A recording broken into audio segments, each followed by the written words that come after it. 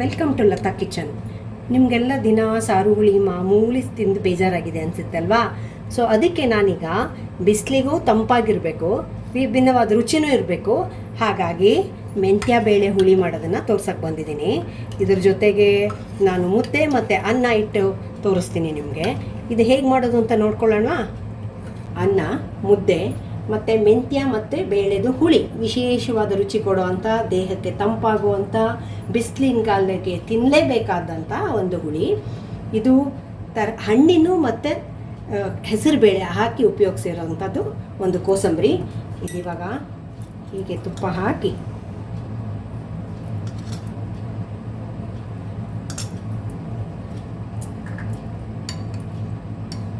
ಮುದ್ದೆಗೂ ಚೆನ್ನಾಗಿರುತ್ತೆ ಈ ಹುಳಿ, ಮತ್ತು ಅನ್ನಕ್ಕೂ ಚೆನ್ನಾಗಿರುತ್ತೆ. ಈಗ ಮೆಂತ್ಯ ಸೊಪ್ಪಿನ ಹುಳಿ ಹೇಗೆ ಮಾಡ್ದು ಅಂತ ನೋಡೋಣವಾ? ನೋಡಿ, 1 ಸ್ಪೂನಷ್ಟು ತುಪ್ಪ ಹಾಕ್ಕೋಬೇಕು.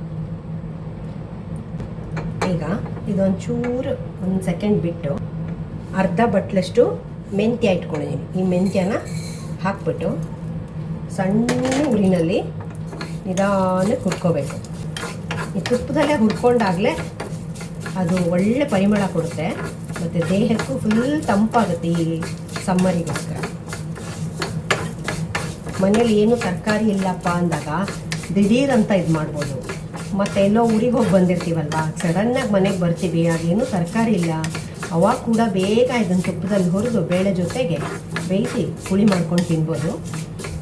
ಆಮೇಲೆ ಈಗ ಸಮ್ಮರಿಗಂತೂ ತುಂಬ ಮಾಡಿಸಿದಂತಹ ಹುಳಿ ಅಂತ ಹೇಳ್ಬೋದು ಇದು.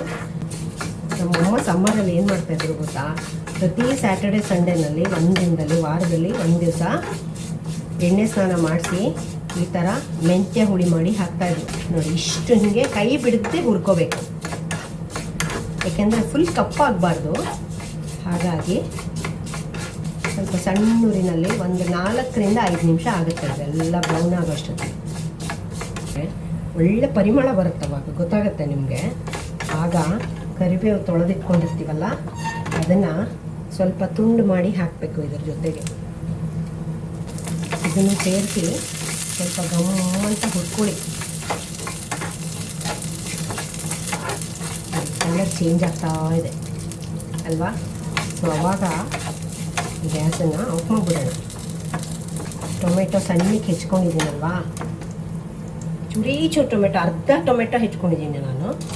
ಅಷ್ಟೇ ಹಾಕ್ಬಿಟ್ಟು ಅರ್ಧ ಬಟ್ಲು ಹೆಸರು ಬೇಳೆ ಇಟ್ಕೊಂಡಿದ್ದೀನಲ್ಲ, ಅದನ್ನು ಜಸ್ಟ್ ಫ್ರೈ ಮಾಡ್ಕೊಂಡು ಎಲ್ಲ ಕುಕ್ಕರಲ್ಲಿ ಕೂಗಿಸ್ತೀನಿ. ಆದರೆ ಅದರದ್ದು ಪರಿಮಳ ಬರಲಿ ಅಂತ ಸುಮ್ಮನೆ ಜಸ್ಟ್ ಹುರ್ಕೊಂಡ್ರೆ ಸಾಕು. ಗ್ಯಾಸ್ ಆಫ್ ಮಾಡಿದ್ದೀನಿ ನಾನು. ಈಗ ತೊಳೆದಿಟ್ಕೊಂಡಿರೋಂಥ ತೊಗರಿಬೇಳೆನ ಇದಕ್ಕೆ ಹಾಕ್ತಾಯಿದ್ದೀನಿ, 1 ಬಟ್ಲಷ್ಟು. ಆಮೇಲೆ ಹುರ್ಕೊಂಡಲ್ಲ ಮೆಂತ್ಯ, ಇವಾಗ ಹೆಸರುಬೇಳೆ ಮೆಂತ್ಯ ಎಲ್ಲ ಅದನ್ನು ಇದಕ್ಕೆ ಸೇರಿಸ್ತಾ ಇದ್ದೀನಿ. ಎಲ್ಲ ಸೇರಿಸಿ ಕುಕ್ಕರಲ್ಲಿ ಕೂಗಿಸ್ಕೊಳ್ಳೋದು ಫಸ್ಟು. ನೋಡಿ, ಈ ಕಲರ್ ಇರಬೇಕು, ಆವಾಗ ಹುಳಿ ಚೆನ್ನಾಗಾಗುತ್ತೆ. 1 ಚಿಟಿಕೆ ಅರಿಶಿನ ಹಾಕ್ತಾಯಿದ್ದೀನಿ. ಮಾಮೂಲಿ ಎಲ್ಲ ಹುಳಿಗೆ ಮತ್ತು ಹೇಗೆ ಬೇಯಿಸ್ಕೊಳ್ಳೋಕ್ಕೆ ಹಾಕ್ತೀವೋ ಅಷ್ಟೇ ಅದನ್ನೆಲ್ಲ ಹಾಕೋದು. ಇವಾಗ ನೀರು ಹಾಕೋದು, ಸ್ವಲ್ಪ ಗಟ್ಟಿ ಇದ್ರೇ ಚೆನ್ನಾಗಿರುತ್ತೆ ಇದು ಹುಳಿ. ಈಗ ಕುಕ್ಕರಲ್ಲಿ 2 ವಿಷಲ್ ಕೂಗಿಸ್ಕೋಬೇಕು. ಈಗ ಮೆಂತ್ಯ ಬೇಳೆ ಹುಳಿದು, ಮೆಂತ್ಯ ಮತ್ತು ಬೇಳೆ 2 ಬೆಂದಿದೆ. ಇವಾಗ ಕುಕ್ಕರಲ್ಲಿ ಬೇಯಿಸ್ಕೊಂಡಿದ್ದೀನಿ. ಈಗ ಉಪ್ಪು ಹಾಕ್ಕೊಳ್ಳೋಣ, ಮತ್ತು ಸಾಂಬಾರು ಪೌಡರು, ನಿಮ್ಮ ಖಾರಕ್ಕೆ ತಕ್ಕಂತೆ ನೀವು ಹಾಕೋಬೋದು. ಇದು ಒಂದು ಅರ್ಧ ಸ್ಪೂನಷ್ಟು ಬೆಲ್ಲ ಹಾಕಬೇಕು, ಏಕೆಂದರೆ ಅದು ಕಹಿ ಇರುತ್ತಲ್ಲ ಮೆಂತ್ಯ. ಸೊ ಬೆಲ್ಲ ಒಂದು ಸ್ವಲ್ಪ ಬೇಕೇ ಬೇಕು, ಒಂದು ಸ್ವಲ್ಪನಾದರೂ ಹಾಕಲೇಬೇಕು. ಈಗ ಎಲ್ಲ ಮಿಕ್ಸ್ ಮಾಡ್ಕೊಳ್ಳೋಣ. ಯಾಕೆ ನಾರ್ಮಲ್ ಹುಳಿ ನಾವೆಲ್ಲ ಹೇಗೆ ಮಾಡ್ತೀವೋ ಅದೇ ಥರನೇ, ಆದರೆ ಮೆಂತ್ಯ ಹುರಿದು ಹಾಕೋದ್ರಿಂದ ಇದು ಪರಿಮಳನೂ ಘಮ್ ಅಂತ ಇರುತ್ತೆ, ರುಚಿ ಬರುತ್ತೆ. ಆಮೇಲೆ ನಾನು ಆಗಲೇ ಹೇಳ್ದಂಗೆ ದಿಢೀರಂತ ಮಾಡ್ಕೋಬೋದು. ಹುಣಸೆಹಣ್ಣು ರಸ ಇಟ್ಕೊಂಡಿದ್ದೀನಿ, ಇದು ಒಂಚೂರು ಹಾಕ್ತಾರೆ, ಸ್ವಲ್ಪ ನೀರು ಹಾಕೋಣ.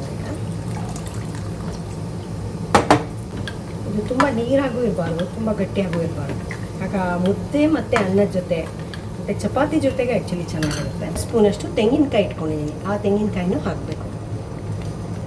ತೆಂಗಿನಕಾಯಿ ಹಾಕಿ ಸಂಬಾರ ಆದ್ರಿಂದ 1 ಕುದಿ ಕುದಿಸ್ಬೇಕು ಸ್ವಲ್ಪ. ಆವಾಗ ನೀವು ರಾತ್ರಿ ತನಕ ಇಟ್ಟರು ಹಾಳಾಗಲ್ಲ. ಈಗ ಕೊತ್ತಂಬರಿ ಸೊಪ್ಪು ಹಾಕೋಣ. ತಿನ್ನಿ, ರುಚಿ ನೋಡಿ ಹೇಳಿ ಆಯಿತಾ? ಕಮೆಂಟ್ ಸೆಕ್ಷನಲ್ಲಿ ಹಾಕಿ ನೀವು ಹೇಗೆ ಬಂತು.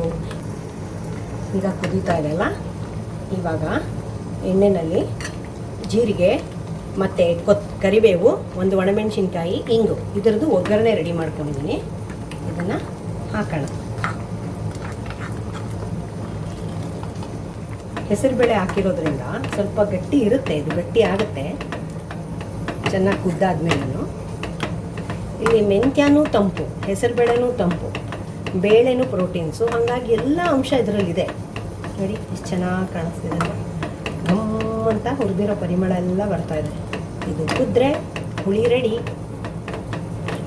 ಒಂದು ಆರೆಂಜ್ ಮತ್ತು ಕರ್ಬೂಜ ಹಣ್ಣಿಂದು ಕೋಸಂಬರಿ ಮಾಡಿ ತೋರಿಸ್ತಾ ಇದ್ದೀನಿ ಸಮ್ಮರಿಗೋಸ್ಕರ. ಹೇಗೆ ಮಾಡೋದಂತ ಹೇಳೋಣ.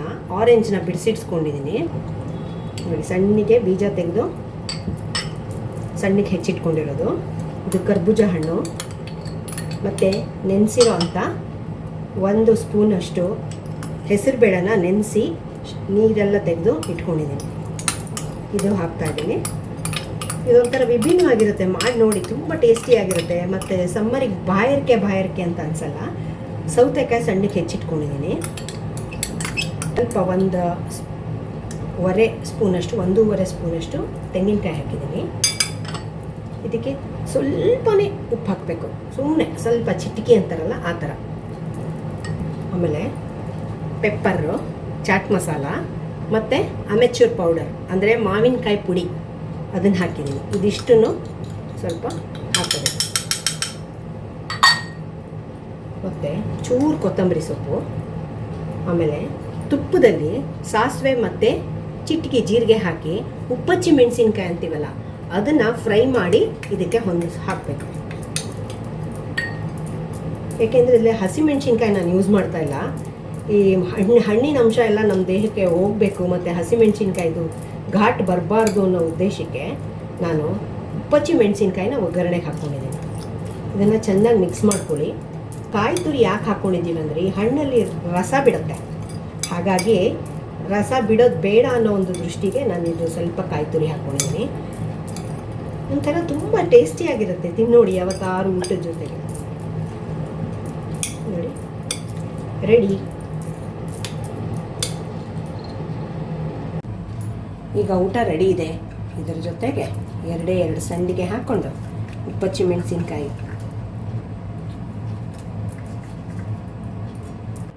ವಿಶೇಷ ರುಚಿಯ ಸಮ್ಮರ್ ಸ್ಪೆಷಲ್ ಊಟ ರೆಡಿ ಇದೆ. ಎಲ್ಲರೂ ಮಾಡಿ ತಿಂದು ಹೇಳಿ. ಯಾರೆಲ್ಲ ನನ್ನ ಚಾನಲ್ಗೆ ಸಬ್ಸ್ಕ್ರೈಬ್ ಆಗಿಲ್ವೋ please subscribe, like and share. Thank you.